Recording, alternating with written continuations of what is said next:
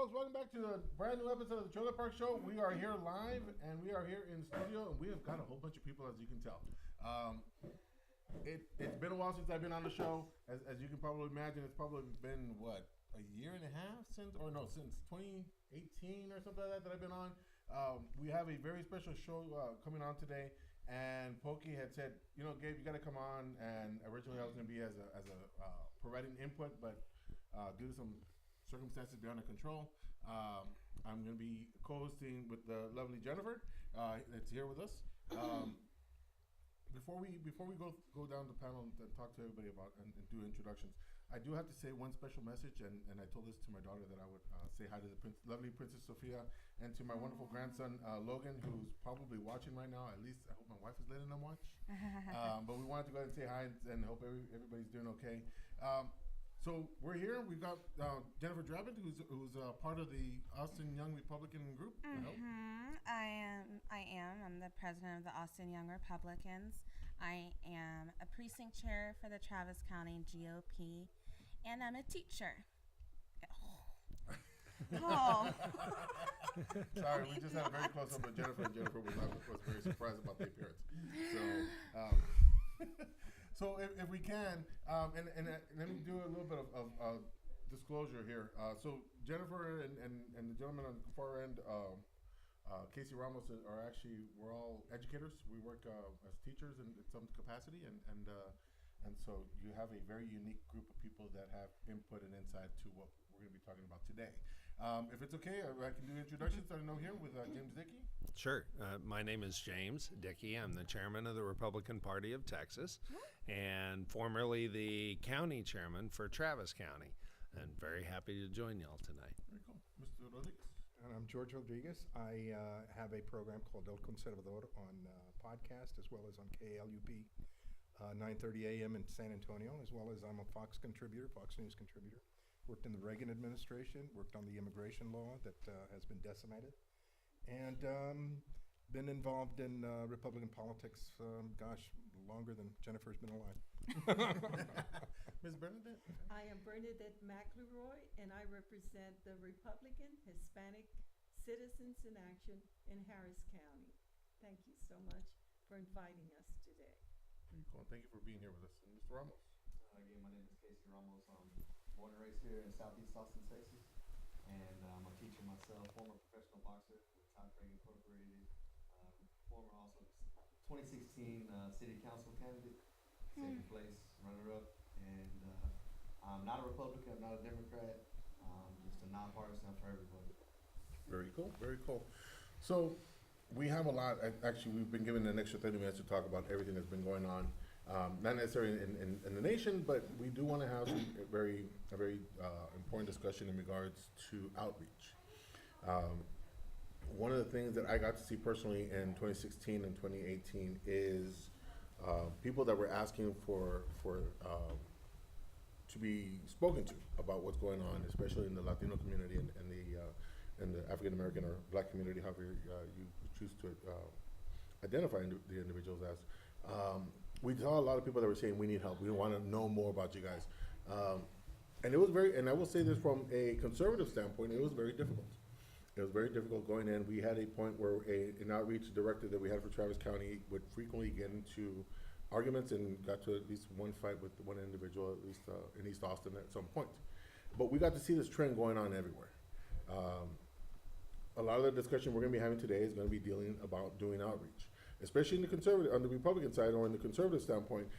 It's not to say that we do not want to talk about what's going on the Democrat side, because many of us actually have input and insight on what's going on there. So we want to talk a little bit about the outreach that's going on. One of the things that just some information from 2018 is that we had eligible, about 43.5% of the eligible voters in 2018 voted. There were 18 to 35. And we actually saw a decline since 2006 in regards to voters that were going at least into the midterms. And we've had some very significant races that went on, 2016, 2018, and upcoming for 2020.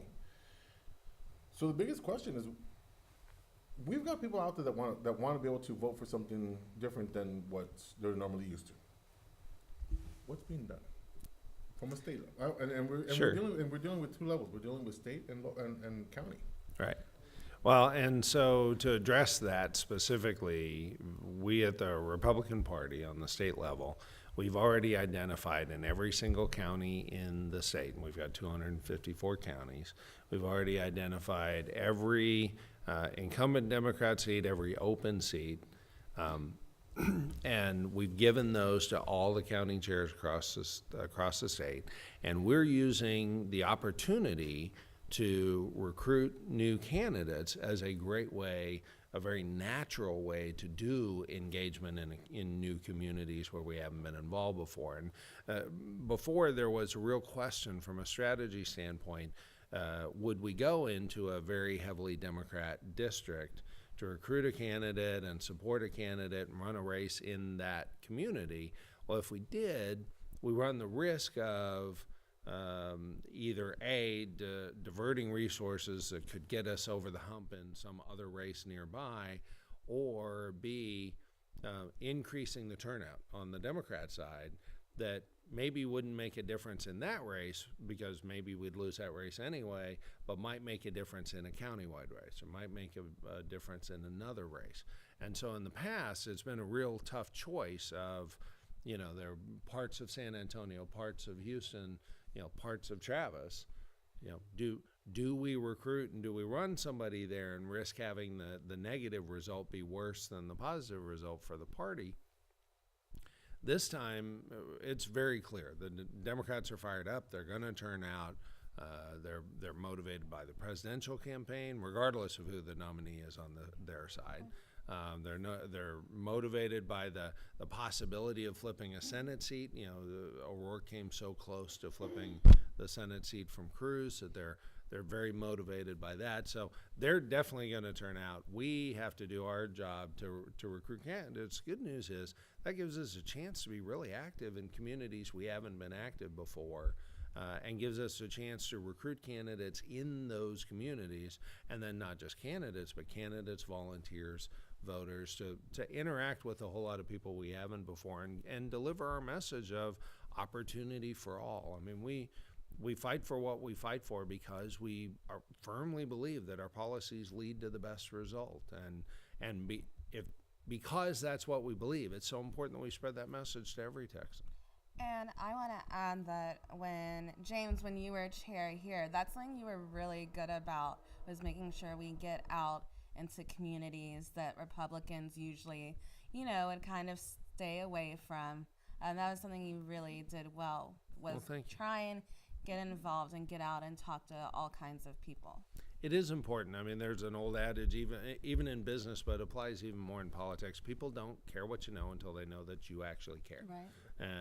And so a big part of what we have to do is show people we care about them and that we fight for what we fight for because we care about them. And that's, I love that we're, good news, bad news, right? Bad news is we had some unfortunate losses in this last election. The good news is this gives us a chance to spread our message to a whole lot of people we haven't talked to before.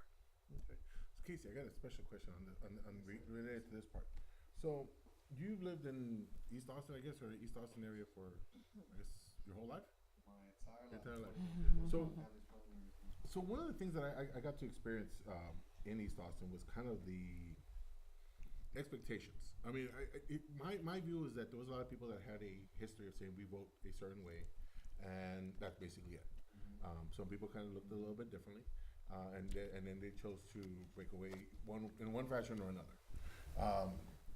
One of the biggest impact that I saw was there was a lot of people that did not see politicians going out and do door to door, or people going in and say, hey, vote for me or vote for this person, because of certain perception that they had about who they were going to vote for. You ran for office. Did you see did you have any interesting conversations with people saying, well, why should I vote for you, or I have a certain level of expectation? I mean, if you can share a little bit about your experience on that end. Right. Most of the time that the door-to-door that I was doing with people not so much caring about Democratic or Republican, they weren't really too involved in those parties. Mm-hmm. They were just involved about like their taxes, like it was their bottom line was the main focus, the main topic. But I noticed that when I was running, in order for me to get votes, the main people who were voting, who already knew about me, who knew my name, who wanted to know, who I was, were from the Democratic Party. Mhm. So majority of the people in Southeast Austin were Democratic Party. So I noticed that, one party definitely has an advantage in. How did they know you? local Let me ask you that. How do you think they knew you? Well, before I was a professional boxer, I've been a professional boxer for 10 years. I reached the highest level, fought on TV, got signed up with a major company, fought in Vegas, California, all over the world, So people knew who I was already in my community. That's why I decided to run. If I didn't have that prior, I guess. Visibility. Well, Name the recognition. name recognition would be the big part. name recognition. So, but I noticed that people didn't really, anybody that was voting for me didn't ask if I was a Democrat or a Republican. They were just, I didn't care if I was a Democrat. I really truly want to be nonpartisan because I want, like he was saying, the best. Like I truly care that I choose that this is the best policy, whether it's going to be conservative or liberal or whatever. I have to admit, on the last election, I didn't vote straight Democrat. I wasn't like most people who just click the straight Democrat and go. I actually did my research and voted for some Republicans, voted for some nonpartisans, and voted for Democrats. All across the board because I wanted to choose who was the best. That's what I wanted to go for, and I noticed that there are people who feel the same way as me. They don't want to go they don't want to go too far right, too far left. They just want the best for everyone. Right. And so I agree with that. So, very cool. Yeah. So, Ms. Bernadette, tell us a little bit about how the outreach is going on in Houston. I mean, we've been talking about outreach, and what's your experiences in that area? Well, when I formed a group back in 2008, I grew it with 4 people to 125. And we had various representation. I have to agree with the gentleman that in Latino communities and Hispanic communities, because there are 2 types of Spanish people speaking, Latinos, there's Central America, Hispanics, predominantly from Mexico. We all have a way of seeking certain things that will be beneficial to our way of life, but at the same time, we're very similar in social issues. And what I have found is that many that are here through pastors that mentor from their churches, they themselves do not know how to educate and activate their own membership to know the difference between a Republican Party issues and a Democrat Party issues. And I feel that the Republican Party, through the years, had never come together cohesively with their grassroots base in our area to do the correct messaging. They tend to go to people from the north of the United States to bring them down here to tell us how to run races. That doesn't work. So I just met Mr. James Dickey. I'm glad to hear that he did quite a bit in your county. Oh, yeah. And I am hoping that he's going to be able to see the vision and be able to take it all over the counties. But there's going to be steps, because he's not going to have the funding enough to be able to do it. But as you and I know, the Democrats know how to use the soldiers, the footwork, people like us to do a lot of things free. We know how to motivate the young generation, and we bond with them so that they have a purpose in wanting to vote and determine their life outcome. We have to connect all these things together. And that's what we tend to do in Houston. But we do it now more individually, and yet we get together, only the board, and we talk about what we're doing. And the reason why we no longer are active as a club is because at that period of time, the Republican Party was very separate, very segmented in their clubs. Each one stood as an individual. And when you're running a tight race and you're running to win, we all have to work together, even though each of us are individually in a club, but the club has to have a purpose. There must be a working plan coming from the Republican Party that bonds us together and make us work together as a unit. That's what we do in Houston. So, let me ask, add a little more, and then I'll get to Mr. Rodriguez on the outreach. So, are you wanting to have? Because this is one of the conflicts that I had as a candidate.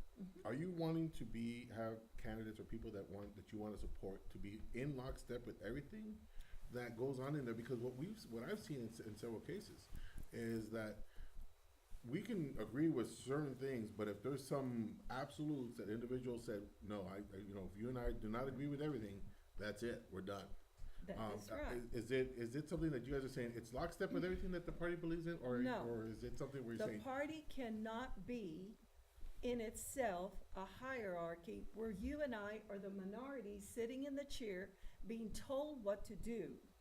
We have to be inclusive around the table to be engaging of what we see.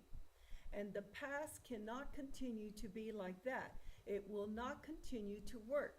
And at the same time, the advertisement that comes out in the Latino community is going to be very different than what comes out in Conroe or the Woodlands. Everything has to be coordinated to make a difference. I have no message now in the Hispanic community.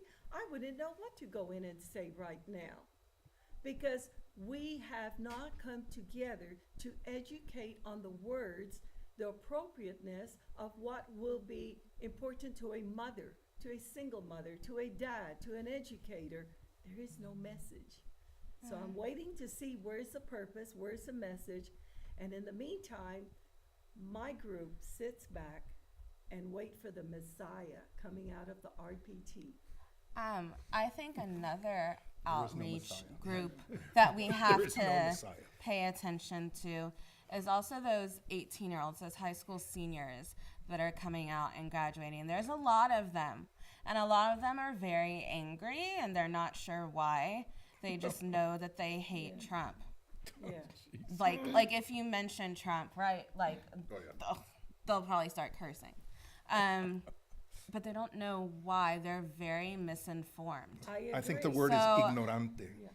But you have to So- stop, and she's very valid Yeah, in so what she's saying. what we It's need valid, but to, they're still ignorantes. I wish there could be some type of program we could figure out that educators all across the different counties across the state would be willing to go into different schools or within their own school create some type of program to help high school seniors come to a better decision. Because if you talk to them about political values without saying which party it's attached to, a lot of the times, more often than not, they'll pick the conservative thing if you don't tell them.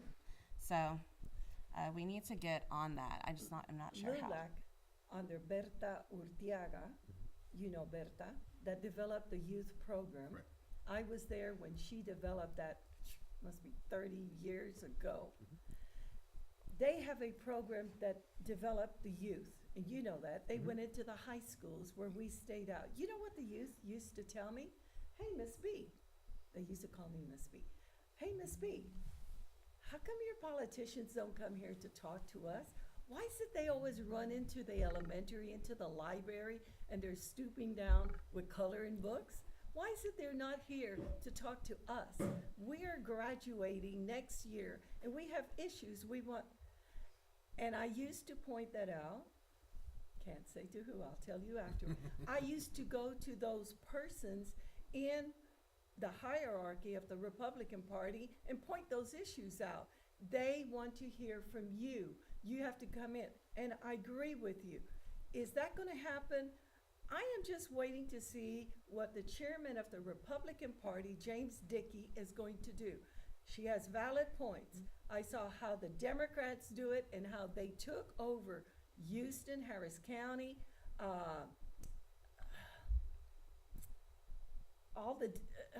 I can't name all the counties right now. I was there. But you know what they did? They went in there with social issues that affected a teenager, affected his home, and we were in there. That's how Democrats and liberals in that community will accept you. Don't come in like they say. You come in every 4 years, Bernadette, asking for our votes, and then you all disappear.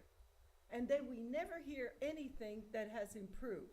When we come in and begin to work the social issues, that's when we bond with them. That's when they make a difference. And you know what some says? Bernadette, we stand and we holler. We're Democrat. But I want you to know, when we go in and we turn that, we vote Republican Right. because we agree.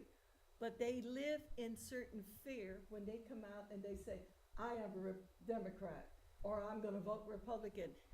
They go through problems. So No, that's where we have to go through. I can share stories on that one. There's Yeah. there's been an interesting experience with that whole thing. And actually, there is going to be some changes going on. Actually, that something's going to happen about that part. I can guarantee you about that. One of the concerns that you have, but it's not going to be at the state level. It's actually more local. Good. I'll share some stuff with you on that in just a little bit. Mr. Rodriguez, so you've been podcasting for how many years? Longer than him, didn't you? Oh, yeah, for about, well, I've been involved in broadcasting for, gosh, almost 30 years in So- various capacities. So have you been, I guess with your involvement in politics, you're speaking to a lot of different people then on Constantly. your shows, and most of them, I guess, are politicians? Well, I mean, in my old age, now that I'm supposed to be retired, I have whittled down my audience to strictly speaking to conservatives. Right. And everything that we're talking about here, it's a retread of questions that have been going on for years. Yeah. And, you know, where do I start to explain? I mean, I remember 1982, for example, with LULAC. 1982, Oscar Moran was elected president of LULAC. He was a bona fide Republican. Yeah. And the Reagan White House helped him as much as they could. But again, there was this tendency by leaders, by LULAC and Republican Hispanic leaders, they were expecting a messiah, in my opinion. They were expecting the Republican Party, the White House, to come in and give grants and give money and do all sorts of things. That's not the way the American system works. The American system works with the individual being free economically and politically. The worst nightmare for a political boss, a Latino, Hispanic, Mexican, Chicano, whatever you want to call them,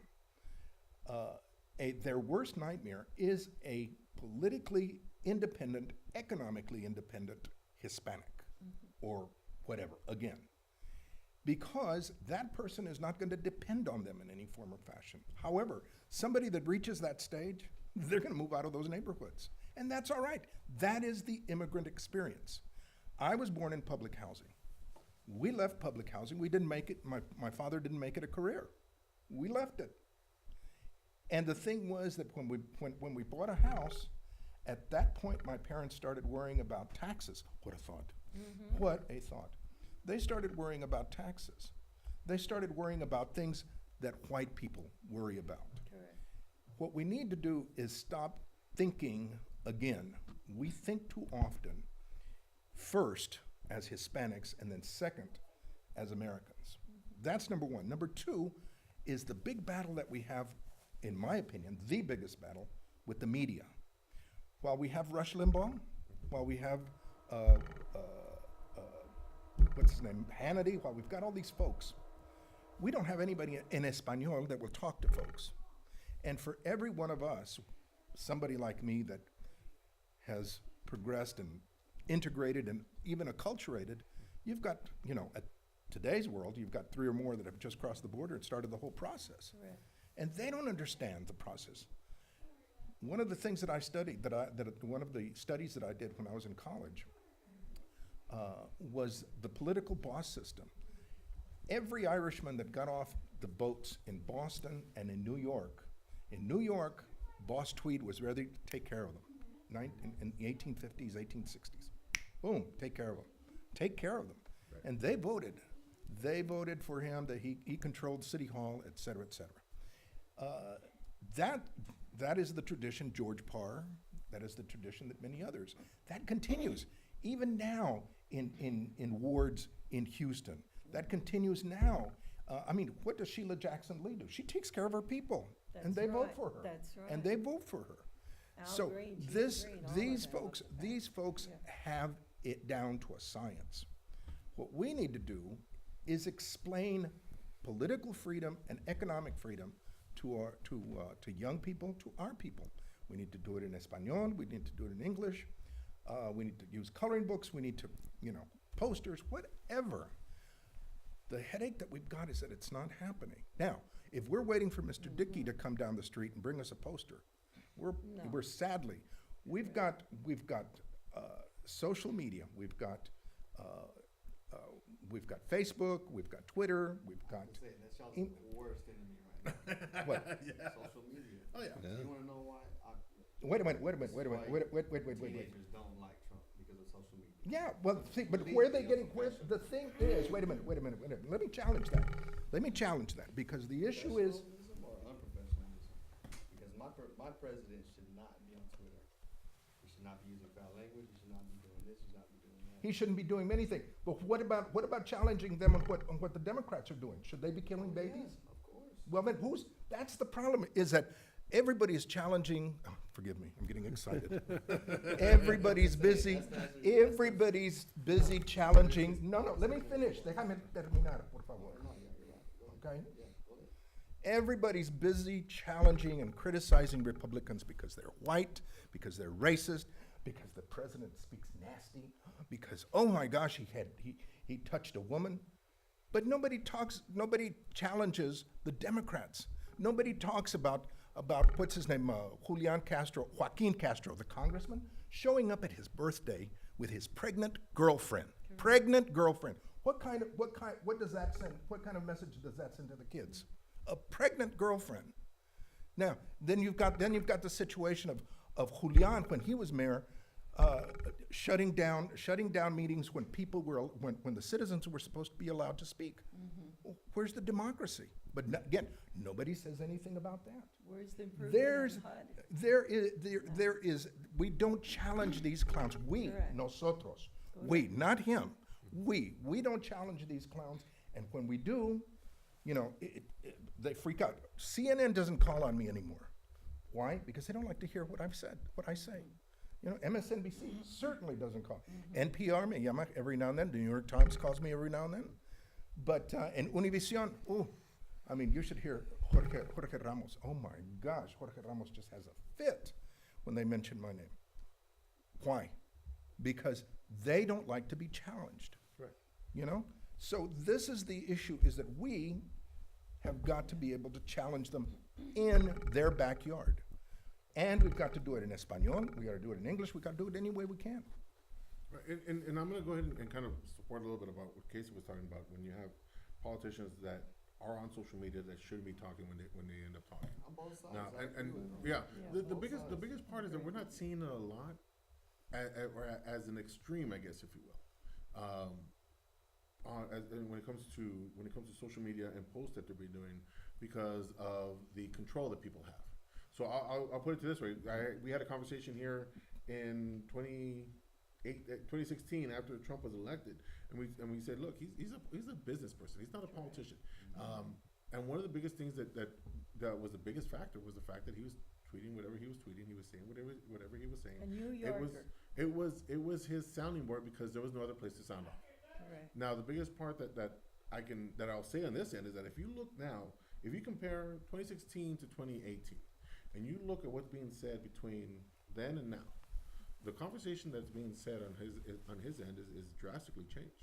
And now, it's not to say that, hey, he's a lot better. No, he's improved on that part, because it's like me, who ran as a politician or as a political candidate in 2016 and didn't know exactly what to say in certain things, and had to kind of say, hey, wait, let me take this back. Let me say this here. There's been a curve, an improvement curve on what he's saying now versus what he said before. And he's not being as combative on that end. But you're right, social media can be a downturn for a lot of people, because they're only seeing the negative and not seeing any improvements. And you're absolutely right on that part. I'm not going to deny that end. Yeah. So what do? We just take it? No, you're No, absolutely no. right. What do we do? So the I mean, biggest so we part- shut up and No, just no. leave it alone, or No, do no. we challenge them? The the Republican biggest- Party has got to set up social medias in our language and the messaging for our community. Why does the Well, Republican it's- Party it's have not to do it? Why necessarily- can't we it do doesn't it? It has We this- can do it, but we all have to work together.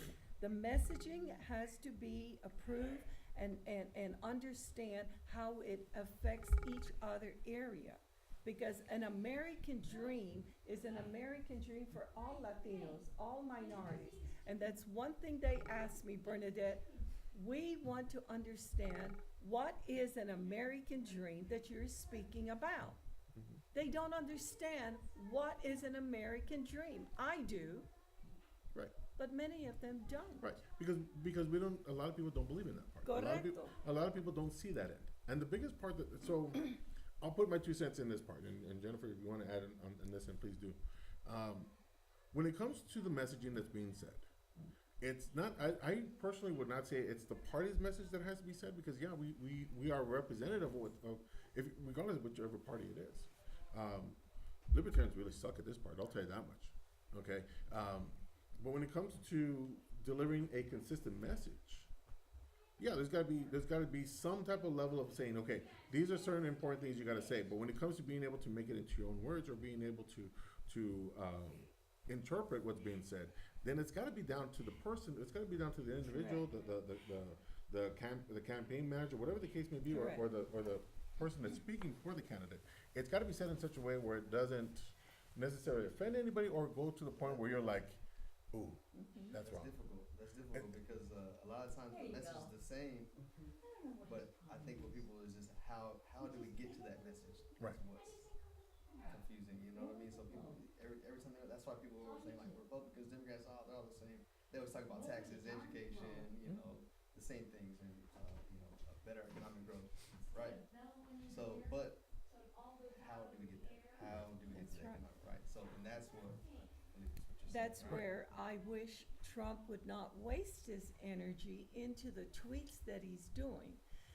Cavito has warned him of the consequences of picking his fights on that.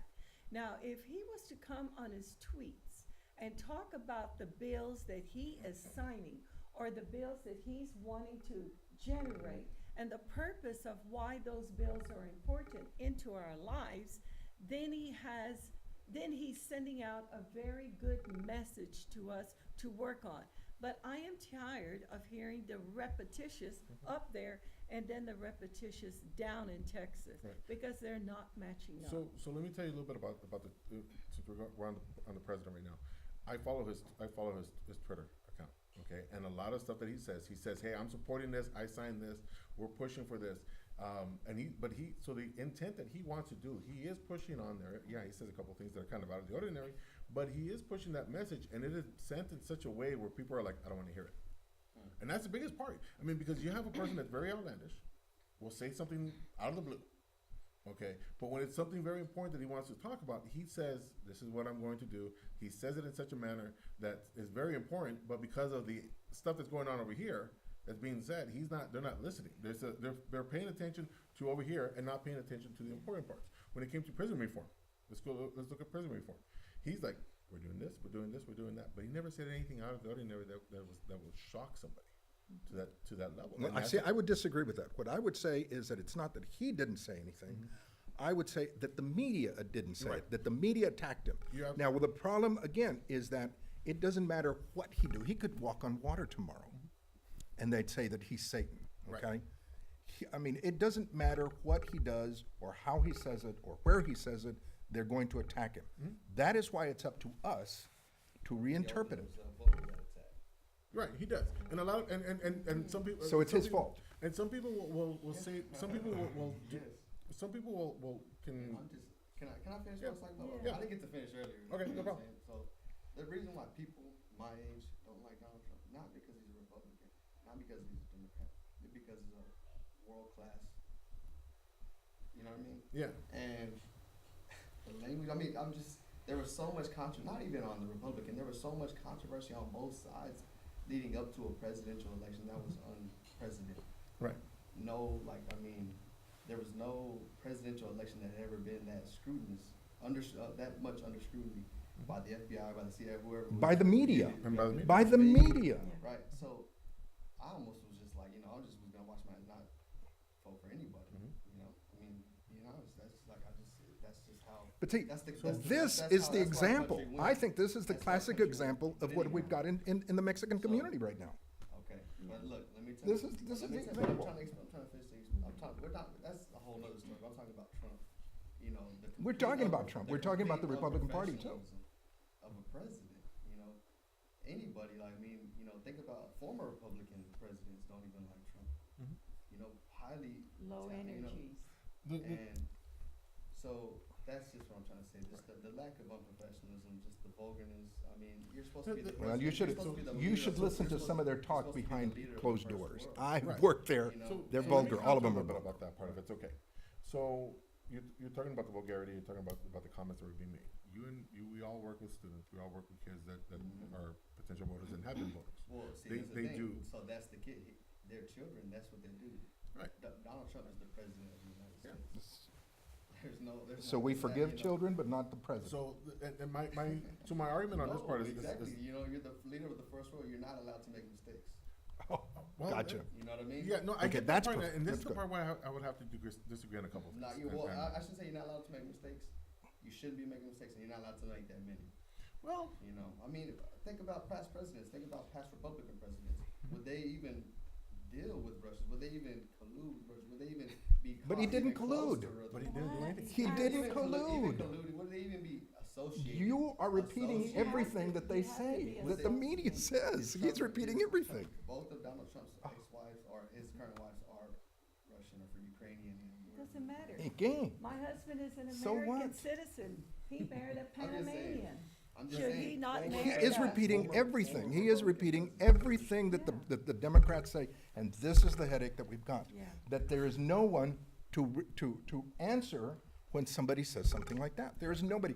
Or we're being very I polite. would Well, like that's James okay. Because, Dickey, I mean, is the anything I'm chairman. saying false? No, I You know, want is James. Yes, anything that he Wait, colluded. No, espérate. So he colluded. Un momentito, So the espérate, biggest espérate. part, so the biggest part that I would argue. I'd like argue- James to I know, answer and- that and, too. and we will. But I will say that the biggest concern that comes up is that there was so much that was false that was being spread by the media and by candidates. For example, when it comes to Tell me the collusion. truth. Tell me what did happen. I So, wanna know. I'll put it this way, I really based, wanna know. based on the report, Yeah. based on the report that was done by on the Mueller report, he talked to people from Russia. Yeah, Okay. everybody does that. All right. Okay, is that wrong? Not everybody does that. Not every. Oh president. yeah, Yes. Hillary did that. Hillary did that. But I'm not talking about Hillary. I'm Okay. talking Oh about, my I'm God. talking about- I'm talking about- Didn't I'm talking about Obama, former- like, Her husband This is did. the problem. This is the Her problem. husband did. There has been discussions. Yeah. with That's other the people. problem. But see, y'all, that's what you're talking about. Democratic president. I'm talking about Republican president. I'm pretty Yeah, sure they every yeah, single they all president, do. they've for talked to other sure. people that are of interest. Yeah. Yes. Well, let's put it Does this that way: make it right? if you talk to someone that maybe Does that make? I'm just saying. Does that make it right? I want to talk to James to somebody, no, step there's, in there's something here. wrong. Or should we No, be it's should we- absolutely or are right. we It's being absolutely true perfect. Republicans is saying, no, we're going to be self-sufficient.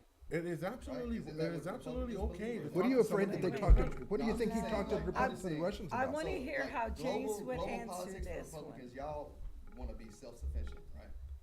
Y'all want to be self-sufficient, like where we don't have to depend on anybody. That's the ideal Republican view. Not necessarily in that That's part. not the necessarily. Republican The biggest view part at all. that actually isn't, because we actually have partnerships. If that was the case, we wouldn't have redone the partnership. We wouldn't have redone NAFTA.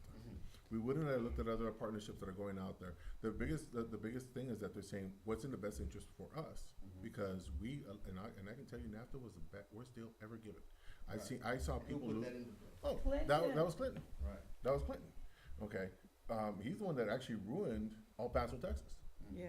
because of all the manufacturing that was going on. Because of that happened, we actually had Lost a lot of a lot jobs. a lot of females in Juarez being killed because Yeah. they were working. They now became blue collar workers in Mexico, and because they were working and destroying the perception of what the machismo is, they were dying left and right. Okay, because of NAFTA. You go to any other country down further south that has the same culture that says the man's supposed to be doing all the work, and women were working, it destroyed families. It destroyed, and even now you're seeing some of the impact that's happening now. I mean, I go to El Paso at least twice a year, because it's my hometown, and you can see some of the impact. You still hear stories of what's going on because women are working, and they're like, hey, guess what? You're not supposed to be doing that. And it destroyed it. It destroyed a culture that's not even in our own country. And the biggest part is that there's nothing wrong with talking to people. Hell, I talk to felons. When I was running for office, I talked to people I should not even be talking to. Sex offenders, pedophiles, but they had a voice. Is that wrong? No, that's not wrong. And it's the exact same thing. If you're looking at a country level, at a person that says, hey, I got some stuff for you. I had people come up to me, I got information about this candidate. What do you want to do? Okay. I heard. I didn't do anything with it. He heard. He didn't do anything with it. Okay. There was no collusion going on that part. The people want to believe that just because you talk to someone that may not be the right person, that all of a sudden it's a bad thing. And that's the biggest. But I'd like James, I want to hear the chairman, how he would address this, because we are going to have to be using the same. How would you address how he feels? Because this is a prime example.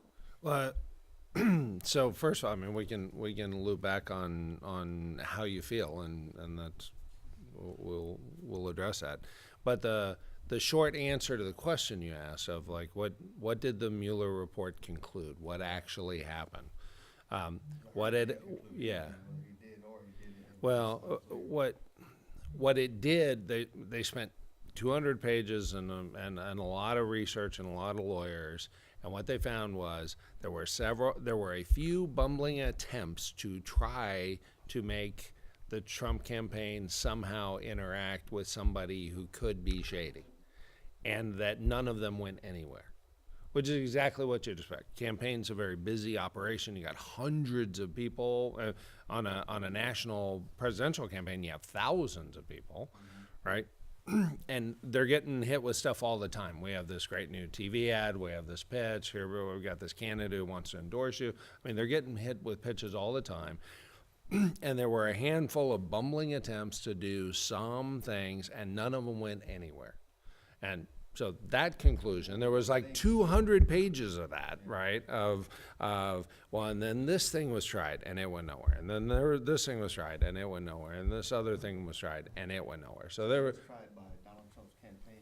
no, it was attempts by other people from Russia, or people who had ties with Russia, or people who may have had ties with Russia, all of whom may have tried to stuff. On the other hand, separately, on video, there is President Obama, as he's trying to get reelected, telling the Russian ambassador, don't worry, after the election, I'll be able to be cool with you, right? So, and that's on the record, right? And then we have, Secretary of State Hillary Clinton doing billions of dollars of deals with the Ukraine on the record while in office, right? So We've got Biden's son getting a $1 billion deal, and Biden getting the prosecutor in the Ukraine fired, right? Because he was looking into Biden's son and what might have been illegal as far as they were doing. I mean, what concerns me, and I'm not sure yet what the answer is, but I do think social media might be part of our answer for it.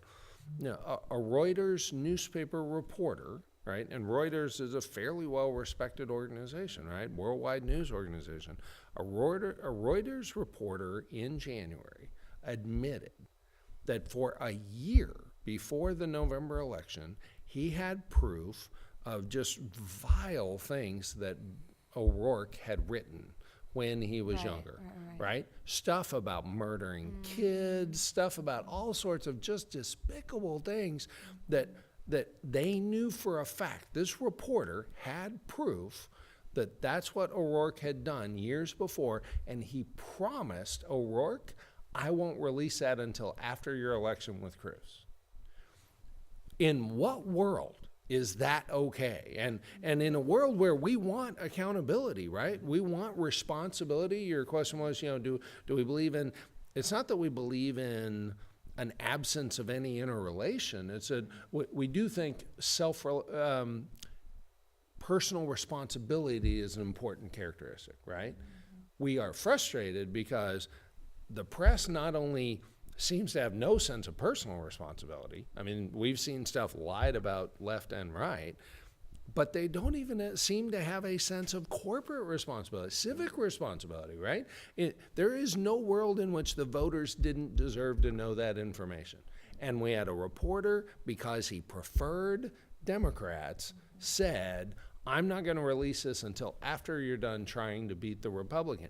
And only when O'Rourke then started trying to compete against Democrats, only then did the story get released. Just like O'Rourke's, not just DUI, but fleeing the scene of the DUI. We tried to get that talked about last October, last September, when it would have affected the election. And newspapers wouldn't run it. The one newspaper that did, they did like a 3-inch story on a Friday night. And that was it. They buried that sucker because they are so much in the bag. And while, yes, you run the risk, the more you communicate, the more open you are, the more transparent you are, you run the risk of being an imperfect human being that has big failings, right? We all do. And yes, sometimes we in one sense, we want our elected officials to be held to a higher standard, and a higher standard in all senses of the word. But separately, especially in a republic like this, we also want them to be human, and we don't want them to think they're royalty, right? We want them to be real. That dynamic, that conflict, that's a challenge, and President Trump, just because of who he is and how he is, has taken that way past the thing. But when we have a press that will not do their responsibility, that will not hold elected officials accountable, that is clearly all in the bag. I mean, that's what's frustrating. What you were hearing here earlier was a lot of frustration that the yeah. And what's really scary in the Mueller report is they got hundreds of pages where they were clear, they were trying everything they could be. There's a great book out called 3 Felonies a Day, and one of the scary messages of it is, you know what, if a prosecutor went after any one of us, if a federal prosecutor really went after any one of us, they could almost inevitably find something, right? Exactly. There's a story of some poor little girl who tried to be nice during the Clinton White House and sent Mrs. Clinton a dream catcher, right? It's this Native American thing. Well, the dream catcher had a feather in it from an endangered bird. And as a result, not that the girl had killed a bird or anything, but because that was there, this girl ended up having to deal with crap. Even though we face a society where almost anybody can get caught for almost anything, except for some completely unrelated things, right? A couple of people did a plea deal on lying to the FBI because they were caught not remembering what they said or when they said it or who they said it to, exactly what they said. And so, okay, they had to confess that. Even though dozens of lawyers tried for hundreds of pages to try to make any crime stick, and they went through it. We tried to see if there was a conspiracy thing on this, and then we tried to see if there was a conspiracy on tax evasion and a conspiracy on campaign finance, and then we tried to see, well, maybe there's this campaign finance thing that's never really been considered campaign finance, but maybe we could consider They detailed how hard they tried to find something to convict somebody on the president's campaign with, and they really couldn't. There was nothing related to the entire thing.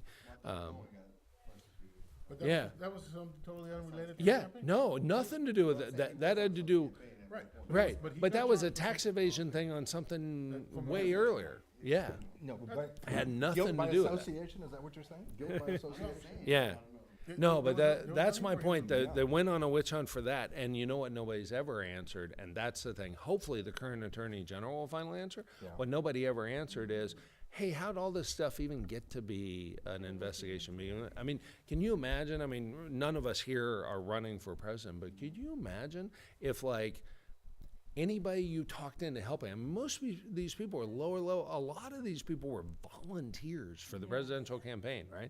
So you volunteer, you like this guy, you support him, or this gal, and you support them, and you want to get them elected. You volunteer, you help, and then the next thing you know, you're facing an investigation and having to get a lawyer to deal with the question of, did you ever do anything in your life that deserves a conviction, because these guys went after stuff that was years earlier that had nothing to do with what the investigation was, and that's really troubling.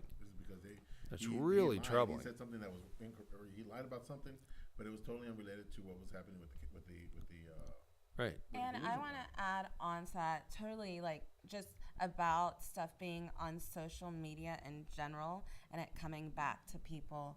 I don't know if you saw the story, I think it was today, of this football player at some college. Oh, yeah. He said something in eighth yeah. grade on Twitter in 2011, and now everyone's like calling him out, like saying he should be like, they should.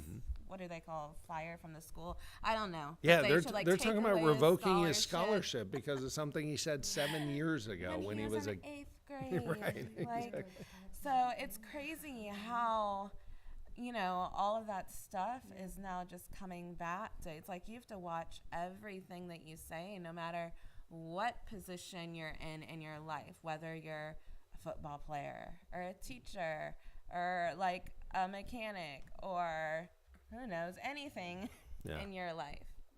So that was why, I mean, the Kavanaugh hearing stuff was really interesting because women ended up supporting Kavanaugh a lot because they could completely picture, holy smokes, what if some crazy accusation like this with no foundation 30 years later comes back against my son or my husband or my my brother or stuff. I mean, they could easily put themselves in those shoes and see just how incredibly unfair the whole thing was. And fortunately, they can. And that is the one good thing, I think, that to the extent that press is just completely dropping the ball on actually being even-handed and being fair and being not even objective. It's not even about being objective. It's just about, being open and honest and not literally burying the truth. Oh, yeah. And I can tell you about their work, DWI. So in El Paso, the media didn't really talk about it. You had, I think, Veronica Escobar, who when she was city council, actually helped them out and tried to bury the case. Yeah. And the sheriff, if I remember correctly, squashed the whole report. There was one guy by the name of David Calrusher, who does blog posting, talked about it consistently. He was the only person that was bringing it up, and people were like, hey, Sheriff, you got to read this. You got to read this. And people are like, they're like, well, media isn't talking about it. No, Paso Herald Post or the Paso Times isn't talking about it, so why should I even worry about it? It was those things where they were like, yeah, they're helping them out big time, and now that we're seeing how odd he was. So what is the answer to that? We have local media bias. We do have, and it's not national. It's not just national. In the Hispanic community, for example, we've got radio stations, we've got newspapers, and these radio stations don't tell both sides. They don't tell both sides. So how do we educate folks? How do we educate voters? How do we get our message in there? If we've got these barriers. And this is gonna be kind of weird. And I'll tell you how my personal experience is that you have to use social media, but you have to use it in a manner where you say, look, this is not being talked about. I'm talking about it now. I will tell you this much, that I was on a forum, candidate forum, at East Austin College Prep, or Southwest Key. It was on the Southwest Key campus, that was talking about Latino engagement. So we had a Republican candidate, which was myself. We had a Democrat representative. We had a Green Party and a Libertarian. And I had Univision come up to me and they talked to me. And the first question they asked me, they're like, how's Trump affecting your campaign? And I told them, he's not. I told him he's not. I said, you know what the biggest thing I'm talking about is people that do not want to listen to the fact that I'm a Republican or I'm running as a Republican and do not want to listen to that part because they believe that being a Republican is a bad thing. Exactly. And the biggest part is that I think I still have the recording of that interview. None of it was posted. Now, I'm because curious. they were asking me that, but is Trump affecting this? I'm like, I don't care about Trump. I'm caring about me. And the reality of the situation is that people don't want to listen to it. But we will go find somebody that will. Yep. Now, I want to ask Casey a question. Now that we're talking about outreaching, Casey, when you were running for office, since you were running in a predominantly Democrat area and you had to come up with the votes to be conservative, how did you engage your campaign in that area? How did you do it? How did you evolve yourself? Forget the name recognition. How did you go in and the messaging you did, and how did you connect? How did you do that? Well, I just try to, humanize myself, be one with the community, show that I'm one with the community, show that I care about the same things like James Dickey was saying. I actually care, you know, not just caring about the same things, but actually care, that I wanna implement those things. What things you wanted to implement Mhm. that they connected to you, they felt, Mhm. what were those? Well, like I said, like, the bottom line, their bottom line, you know, their back pocket, what was gonna help them further themselves in life, whether it was gonna be building wealth, education, you know, what was gonna help their kids, what was gonna help them, you know, and that came down to property taxes and education, of course. You know, Perfect. what are you gonna do with the ISD, what are you gonna do with the ISD, what do you plan to, you know, who do you plan to try and vote for on the board, you know. Do they talk about medical issues? Well, medical issues, they were talking about things like lack of medical issues, lack of medical care, you know, lack of food, you know, having it being a food desert, having one of the highest obesity rates in Southeast Austin, you know. I mean, in all of our. Yeah, Del Valley. Well, Well, that area, they really don't have any grocery stores. It's So, you know, insane. and especially the area that you were looking at, correct me if I'm wrong in this part, the only supermarket was in HEB off of Stasny. Oh, no, not Stasny. Riverside. Off of Riverside. Riverside, that's That's the District 3. closest. District Oh. 2 Southeast is Slaughter, Willard County. sorry, Slaughter. Was it one off of Slaughter, I think is that one? Not HEB? Yeah. Yeah, Now, Willard County. I'm Okay, curious now, if you can work with me. Now, when you were realizing all these different Mhm. issues, what kind of words were you saying to them to reassure that what they were sharing with you and their disparity, that you were going to be able to meet those needs if you won? How were you putting it to them? What do you mean? I don't understand. Like if they're talking about grocery stores and health, what did you say to them that you would say, okay, I'm gonna improve on Medicaid or this or that? Mhm. What were you saying to them that they said, oh, he has some knowledge Mhm. to relate to? What Well, would- depending on the issue, Whatever, pick 3 issues: education, Mhm. health, and, Well, the- the biggest issue that was going on at the time was Code Next. what? Code Next?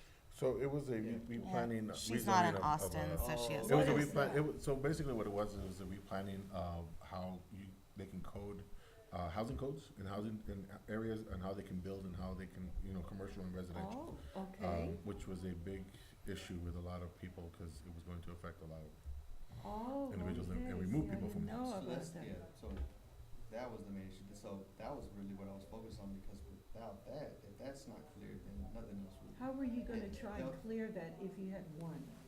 What do you mean, how was it clear? How were you I was gonna? stop it from being Well, written. yes, how were you gonna work with those legislators that Mhm. was developing that?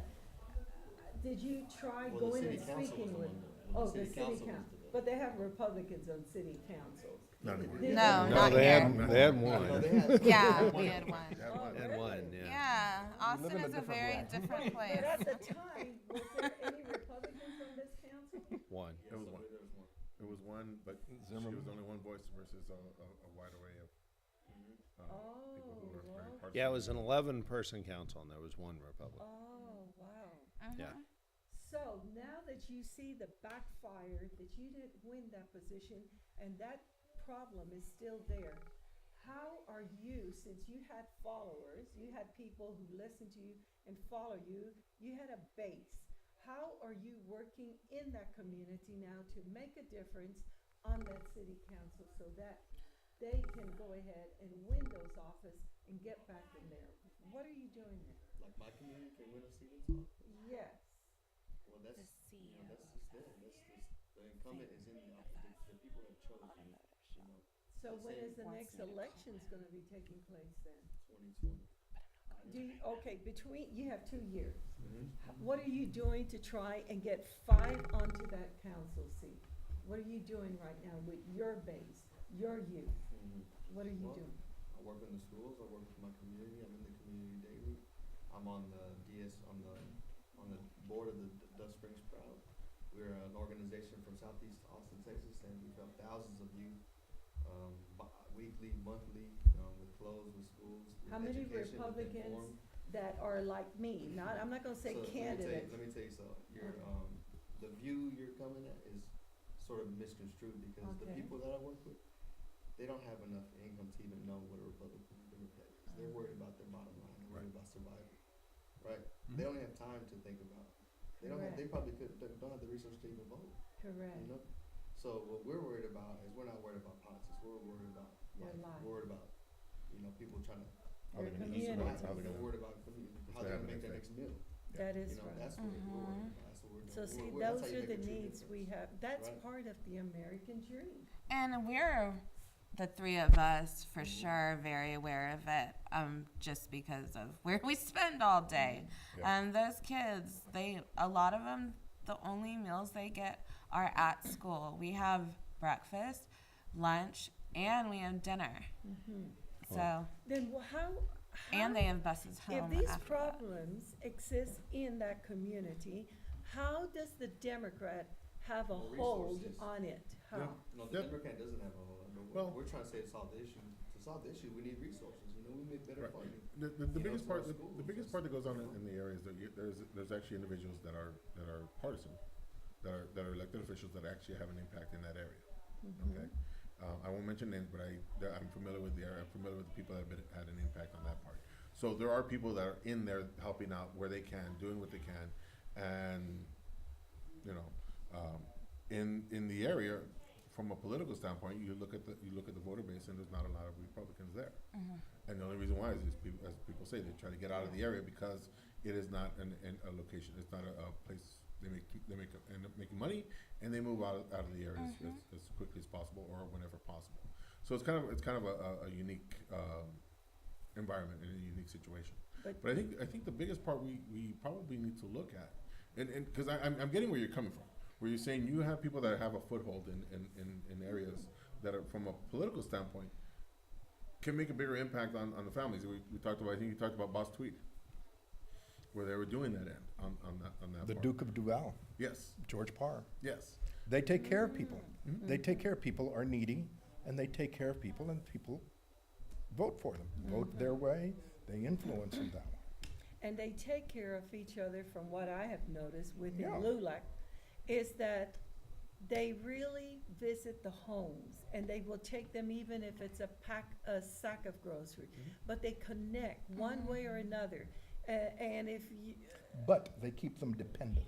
That's the problem, is they keep them dependent. by Right. Title I and those kind of programs, They I keep agree them with you. dependent. It's dependent on being able to say, yes, I'm gonna give you this, and they remember that part. Correct. Case in point is Los Pachangas. I'm gonna give you some free cell phones if you vote. Yeah, I can understand Yeah. those package deals.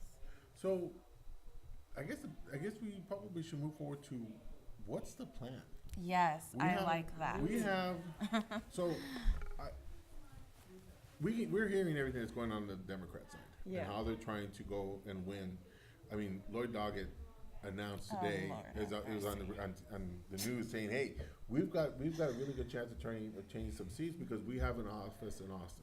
We have certain areas that we can make an impact and be there, which they've had several offices in different locations throughout Travis County that would use that part, and they probably had Democrat parties, offices in Harris County. in Harris County. So Not so much. Yeah. Montgomery. what's the strategy now? Right. Because I think we have to look at a couple of factors. One is at the state level, because we have certain races obviously that are going to be impacted. John Cornyn is going to actually have an interesting race, especially especially now that there is no single, Straight ticket voting. straight ticket voting, and thank you. Which they should have done that in 2018, but hey, what do I know? They didn't listen. Yeah. So the plan. Yeah, what's the plan? Yeah. Statewide, and Okay. what do you think the plan should be done because we don't have Sure. a county representative. What do you think should be done at a county level? All right, so first I'm going to back up a little bit and just talk about a couple of the overall results from 2018. So Republicans won every single statewide office for the 12th election in a row, and Texas is the only state in the country where we've done that. But Democrats got really excited because O'Rourke came within less than 3 points of beating Cruz, and so they came the closest they had come to winning anything in Texas in a long time statewide. But where they did make some significant gains, they won 12 Texas House seats, and that 12, we had a majority. There are 150 Texas House of Representative members, and we had 95. So even with those 12, we still have 83. We still have a significant majority. But that means that now another 9 seats would flip the House. And those 12 races that they won are all in the greater Dallas-Fort Worth area, the greater Houston, greater Austin, greater San Antonio area. In fact, even though Republicans haven't had any significant clout in Austin proper for ever, the greater Austin area, we had 4 House rep races. We had Paul Workman, who was in Travis County, and then we had up in Williamson County, we had 2, Tony Dale running for re-election, then the open seat that had been Larry Gonzalez, and then down in Hayes County, we had 1, the open seat that had been Jason Isaac. And so we had 4 of our 12 House seats we lost in the greater Austin area. And some of that was that we didn't really compete with anybody. Well, there were some office holders with whom we didn't get to compete, so they got to play kingmaker and try to use their money to help flip in Williamson or flip Hayes. So we lost those 12 seats. That means with 9 more, we would lose the Texas House. There are 9 races where the difference is 5 percentage points or less. And 7 of those 9 races are just in Dallas-Fort Worth, and the other 2 are in Houston. And so there's a nice concentrated target for them. You were talking about Lloyd Doggett and the Democrat Congressional Committee, the DCCC. For the first time, they're opening 4 offices in Texas, and the very first office they've already opened here in Austin. The reason they did that is they won 2 congressional seats from us last time, 1 each in Dallas and in Houston, but there are 6 more congressional seats where the difference is 3 percentage points or less. And so those 6 congressional races in Texas have already been identified by the Democrat National Congressional Committee as being their top 6 priorities in the entire country, as the best place for them to try to win some more seats. And 3 of those 6 congressional races in Texas all have a part of Travis County as part of them. So McCall and Roy and Carter all have a little bit of Travis County, and they've got a shot at, actually Carter doesn't, stops at Williamson County, but in the greater Austin area, they've got 3 races where they feel like they've got a shot because we won by less than 3 percentage points. So the real question is going to be for 2018, and all of that was driven by the O'Rourke strategy. So the O'Rourke strategy was not to try to convince any Republicans. It was just to add 1 million Democrats.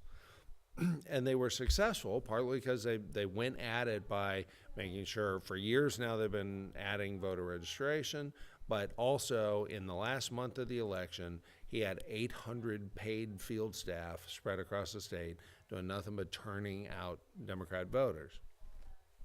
So they did add, their goal was to add 1 million Democrat voters. They actually added more than 1 million Democrat voters compared to the last gubernatorial. They increased their turnout by more than 100%. Fortunately, we had increased our turnout as well, so they ended up a couple 100,000 short of what his goal was. But this next election, we're expecting that there's going to be more than 2 million more votes this next election. And so as Republicans, the answer is very straightforward. We now have to go at more than 1 million new votes. And not only that, but those 1 million new votes, unless we want to lose more House seats, unless we want to lose more congressional seats, they really have to be in the major metro areas. And our best estimate is that that between the major metro areas, it's going to be a significant majority of the increased vote turnout is going to come from those areas. So we're already hard at work on identifying new movers, on doing voter registration. In fact, I will tell you, anybody out there, if you are not registered to vote and you live in Texas, just text TXVOTE, TXVOTE, text that to 72,000, and we at the Republican Party of Texas will be glad to help you get registered to vote. Just text TXVOTE to 72,000. We will do that. It's one of the many new things that we're doing on our side to help grow that base. And some of it is people who've been turned off, so they just don't vote, they don't show. We had over 200,000 people who voted in our primary, because we set a record in our primary in 2018. We had 1.5 million primary voters for the first time ever. But over 200,000 of them didn't show up and vote in the general election. thank goodness we did a good job growing the rest of the base. But Texas is growing, the population's growing, the voter base is growing, and the more the population grows from other states, the more our voting behavior will be like other states. It's really important, meaning our people will turn out more. They'll turn out at a higher percentage. It's just really important that we spread the message, folks, and we have to make the case. We have to make the case to people. We have to earn their vote. We have to earn their respect, earn their trust. We have to earn their vote, and that is, why our policies matter. And in a lot of cases, it's just reminding people, those who move here, just reminding them why they moved here, because Right. it is a Very phenomenally successful state. Well, it's not a coincidence that we've been named the best state for new employer starts in the last 14 years in a row, and we've controlled the Texas House and all of Texas government for 16 years, right? It's not coincidence. One question. How did Beto turn out the vote? How did he get them engaged? Because I'll give Well, you he a had perfect- 821 paid staffers in that last month. Okay, that and was that's a question I'm going to ask you, because within the last week of the voting date, I was getting engaged. This person was constantly texting me, Right. asking me questions, Oh, yeah. but I was kind of laughing because I was going to answer it, but not as a Republican to Sure. not keep them in base.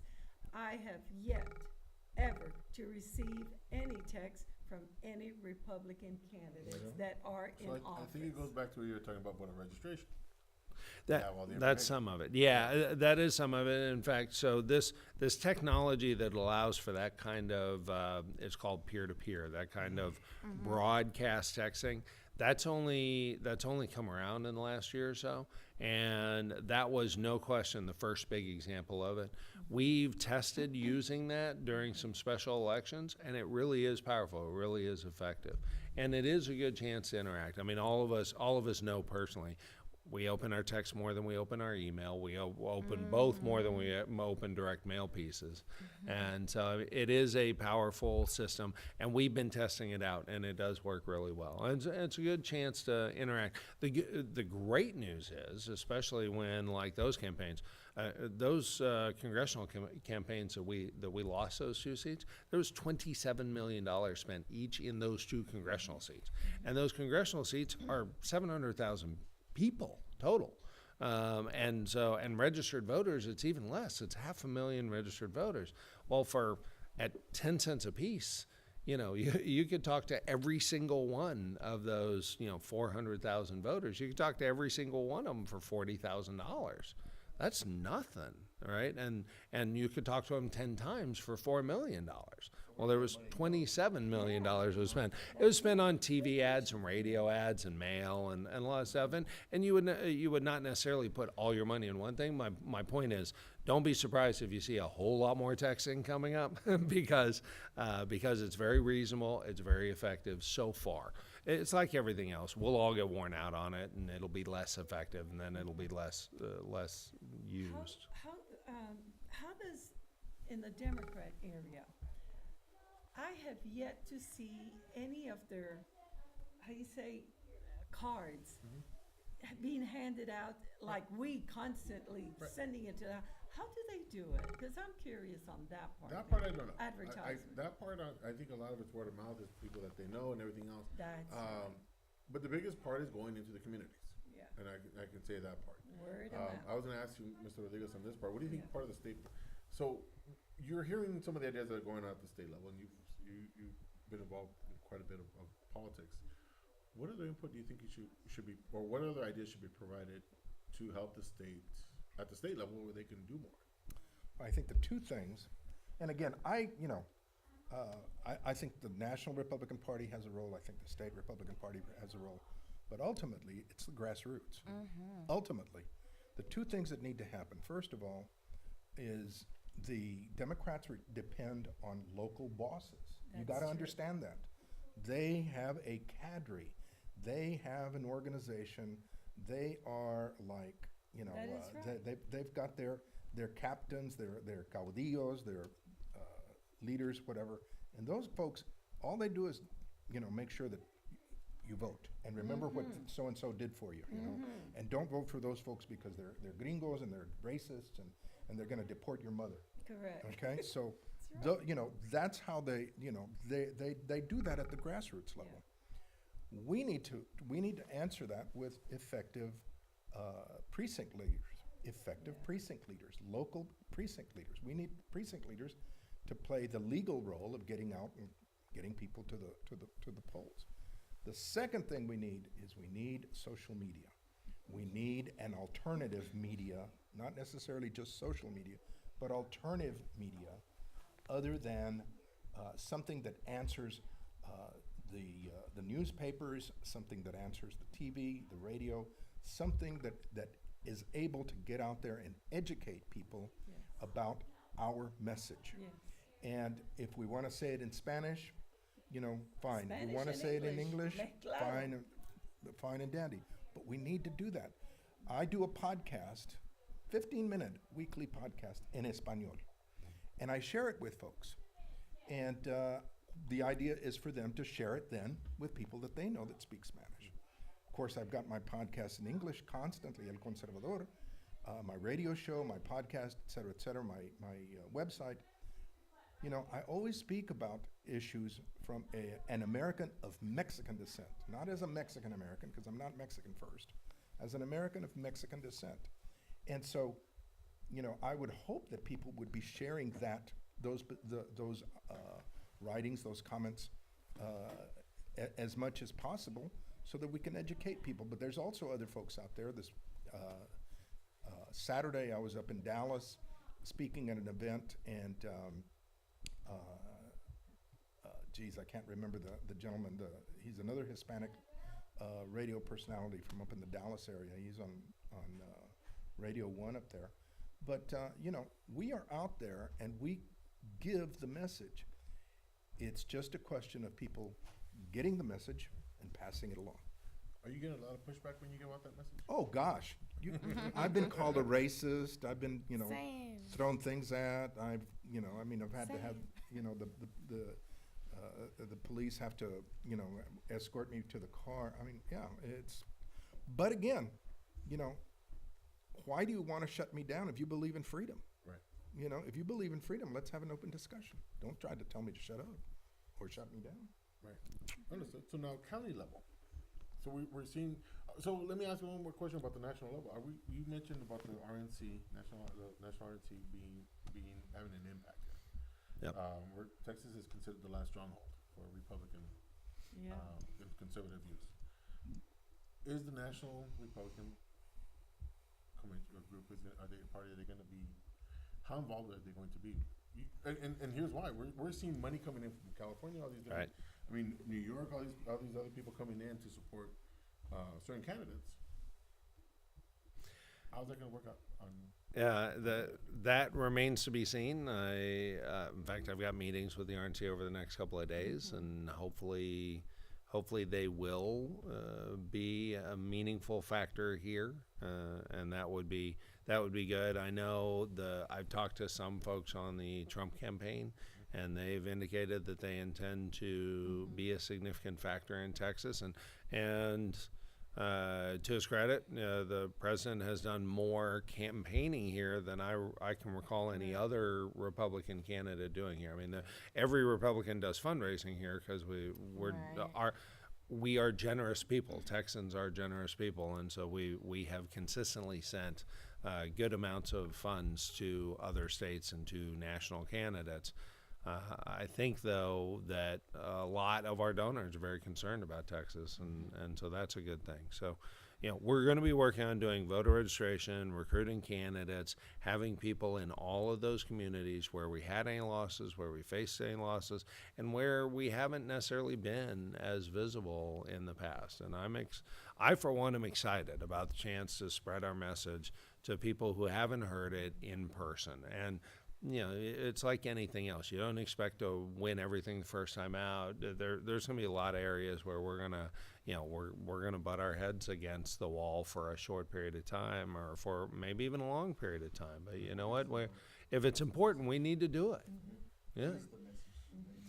Well, the core of the message is that that the life is best for all when government gets out of the way.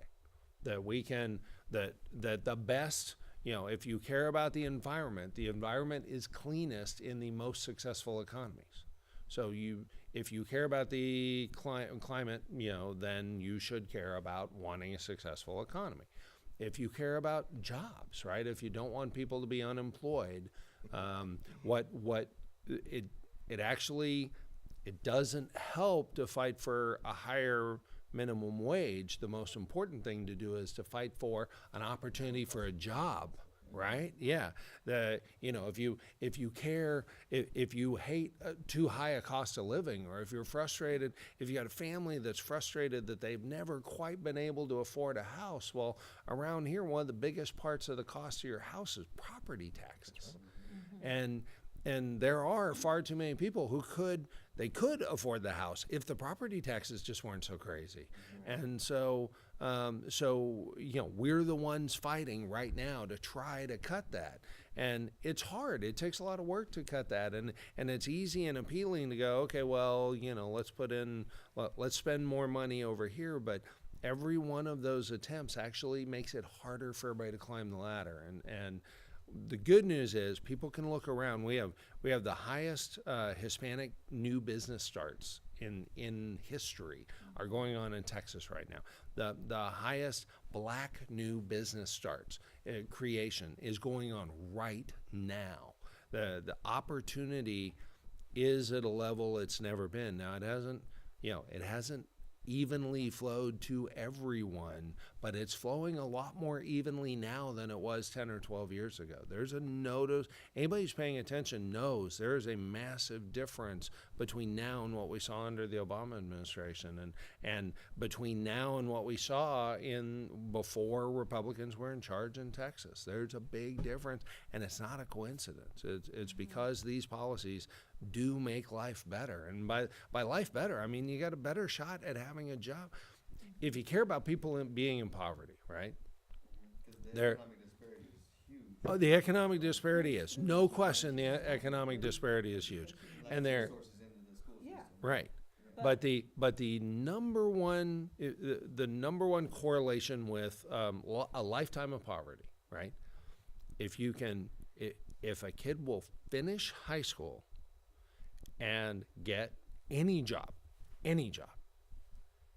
and wait until after marriage before having a kid, if you put those three things together, their odds of never being in poverty shoot up by like 20 times. They've got like a 97% chance of never being under the poverty line if we can just get those three things done. And it's just a high school education, right? I mean, we're not talking Harvard. Right. We're talking high school, I mean, so right? many of I know, so And many I of know my that's not a students, no-brainer. They Yeah. just want to drop out. Like, To make money. I feel like it's becoming more common. I don't know if it's just in the schools that I'm in, or if it's all over high school students that just want to actually a lot. drop out, huh? It's actually a lot more than just one school district. Oh, Travis okay. County, you see that a lot. Now, Oh. Bernie Sanders addressed, let's give the college kids free college and all that. Now, in HISD, in Fort Bend, they are trying to implement a program. Back in our days, they used to be training programs that you could Vocational. Vocational training. They They're have to do that by bringing state it. law, though. They have to do that by state law. Yeah, Yeah. right now And they that's do. where- We're They trying have to pick expand that a lot. Right. They've Yeah. expanded, and a lot of school Yeah. districts have to implement those in there because that's part of what House Bill 5 initiated back Because- in 20. Yeah, they have Yeah, to that was pick, like, that a vocational track. training is new, and that's a Republican and initiative. it's awesome. Like if you see some of the stuff they have available in schools now, Yes. holy It's cow! great. It's going to give But the the kids child have to the want to take opportunity advantage instead of of it. making $8.25 an hour or going to a hamburger place and making $10 or $12 or being a bank teller making $12 an hour. Now they can take those vocational classes in high school and come out making $20 to $25 an hour. But they have give- to want to. Well, and they that's would. the hard part. They would want to because Yeah. Every Sorry. parent would want that Yeah. because they cannot afford to go to college. Right. Yeah, University Not is every- out of reach. I'm going to counter on that part. Not every parent wants that. Not No. every- No, not every They want parent them will to go to No. college because not many They parents. want them to go to college because they think that working is bad. The biggest thing that we're seeing, and somebody can correct me if I'm wrong in this part, I don't Okay. think I am, is that there's parents that say they don't care. Whatever's gonna, Oh, whatever's yeah. Well, gonna do that's- is what they're gonna do. Oh, Now yeah. that's on a different level. Okay, but there is opportunity for students to do, or for kids to do something more when Yep. they But making $20 an hour is the first beginning baby steps Right. to being financial independent. A lot of parents, they want their kids to actually come and work with them. They do a lot of physical labor, and they want their kids to just work with them. It's not. Yeah. They're not saying, "Hey, yes, finish high school, go to college." No, I no, don't see a agree. lot of that. I agree with you on that. They're backing off of that, and they're going more towards those training in the schools that are very technical now. That is a stepping stone to have that open training from a company and be able to maybe have the company to even sponsor you through your college or through Right. university. and that's being done a lot now with the schools, where the Yes. trades they're offering, there's businesses that are I offering. think that's going to be a big selling point Mhm. for the Republicans to address, since the Democrats are addressing that. We need to see how we're going to make Texas the prime example that yes, it can be done here. Go ahead now and let's implement it in those other states, because Texas already are starting it. We have at least 5 years behind us in those programs already. Well, the states are doing it. That's the biggest thing. We Right. were behind we were behind. Yeah. When it came to that part, and the biggest part was everybody saying go to college, and that actually changed back in 1990, around the 90s, where people were saying go to college, go to college. Bush was the biggest culprit. I'm gonna tell you that much right now. Go to college. No, we don't have to go to college. Learn something else. We are about 30 seconds away from the clock. I'm looking at it now. I just got a message from Pokey saying that we are done in about 30 seconds. 6:28:30. And they actually changed it to a minute earlier. Oh, okay.